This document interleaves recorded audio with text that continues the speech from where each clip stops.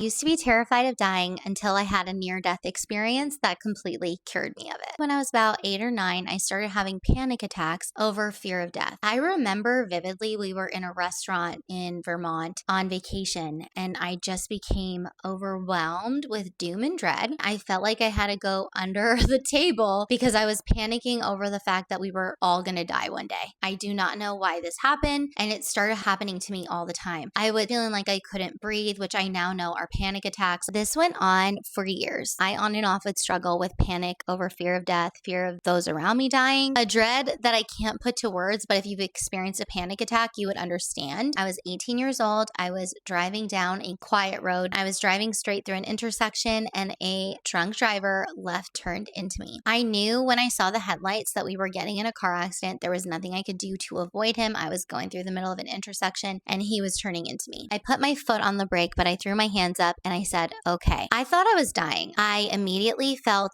a warm white light come around me and surround me, like fully protect me. And I understood it to be my guardian angel. I felt their wings wrap around my face, like they were fully embracing me in their wings. Like I was fully covered in their wings. I got knocked out and I thought I died. When I came to, my car was full of smoke. The engine was off the car on the road and on fire. The front of my car was smoking and on fire. And I was afraid that it was going to explode. As quickly as possible, tried to get out of my car and run away because I didn't want it to explode and kill me. From that moment on, I was never afraid of dying again. And this is why. My encounter with the angel was such a peaceful experience that I felt like dying would be peaceful. I felt like everything was going to be okay and that warm white light was protecting me. Every time I had ever thought of dying before, it was just like full of fear and panic. And this felt so peaceful that I never again feared death. There's a famous Catholic saying, memento mori. We have to live like our lives could end tomorrow. It is a morbid thought, but it is a reality for many people. And we are called to follow his commandments, to know him,